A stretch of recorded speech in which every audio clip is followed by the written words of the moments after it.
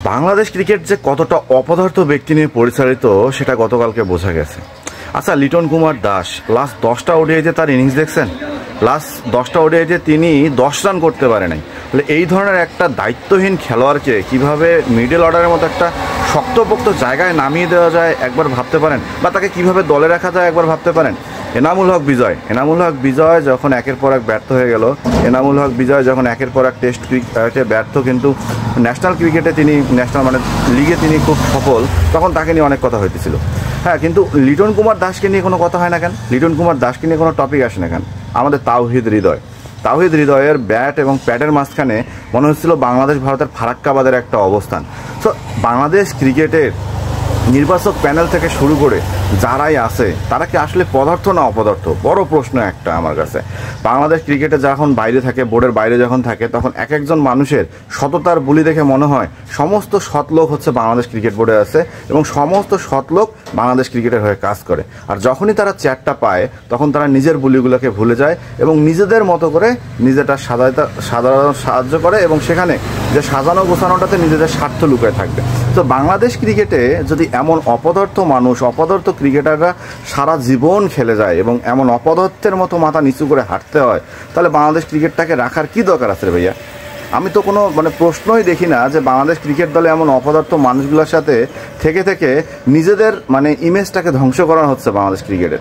Bangladesh cricket যেমন কোনোদিনও আর আগাবে না, বাংলাদেশ ক্রিকেট যেমন ধ্বংস হয়ে যাবে, পারমাণবিকের আঘাত করলেও মনে হয় কোনো দেশ এমন ঝাঁঝরা হবে না যে ঝাঁঝরাটা বাংলাদেশ ক্রিকেট হয়ে গেছে। কালকে অবাক হয়ে গেলাম, 100 রানে 1 উইকেট, 107 রানে তাসকিন একটা কথা বলছে। তাসকিন এসে বলতেছে চা খেতে কফি খেতে এসে দেখি 5টা উইকেট নাই। তো তাসকিনের এই কথাটাতে কত বড় আক্ষেপ একবার চিন্তা করছেন? কারণ ফাস্ট বোলাররা যে হারে বল করছে, যেভাবে বল করছে, শ্রীলঙ্কার এই ব্যাটিং লাইন আপকে 250-র মধ্যে প্যাকেট করা মানে কি? নিজের মাটিতে, শ্রীলঙ্কাতে নিজের ঘরের মাঠে 250 রানে তাদেরকে প্যাকেট করা হয়েছে, এটার মানে কি? এরপরেও যখন ব্যাটিং ব্যর্থতার কারণে 100 রানে 1 উইকেট, 105 রানে যায় 7-8 উইকেট, তখন একটা দল কি অজুহাত দেখাতে পারে একবার বলতে পারেন? মেহেদী হাসান মিরাজের কথা বলবেন যে ক্যাপ্টেন্সির সমস্যা ছিল, মেহেদী হাসান মিরাজের কথা বলবেন ব্যাটিং নামতে সমস্যা ছিল। ভাই, ক্যাপ্টেন্সির দোহাই কেউ দিয়েন না। ক্যাপ্টেন্সির জন্য কখনো একটা টিম সবসময় হারে না।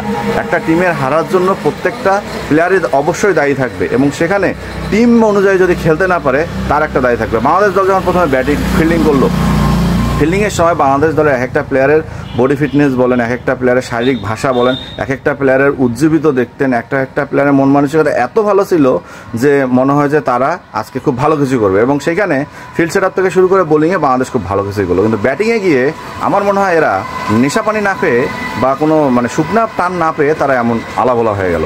তাছাড়া এভাবে এত বড় একটা ব্যাটিং লাইন আপ দুমড়ে মুছে যাওয়ার তো কোনো প্রশ্ন দেখি না। তবে 5 রানে 7টা উইকেট, এটা আপনারা কীভাবে মানবেন? কীভাবে এর ব্যাখ্যা করবেন? এর কোনো ব্যাখ্যা আছে? আমার তো মনে হয় এটার যদি কেউ ব্যাখ্যা করতে যায় তাহলে নিজেকে এসে অপদার্থের একটা পরিচয় দিবে যে আমি অপদার্থ, তাই অপদার্থ একটা ব্যাটিং লাইন আপের ব্যাখ্যা করতে যাচ্ছি। এছাড়া বাংলাদেশ ক্রিকেটের ব্যাখ্যা কোনোভাবেই সম্ভব না। সো রানাউটে যারা দেখছেন অবশ্যই সাবস্ক্রাইব করতে ভুলেন না।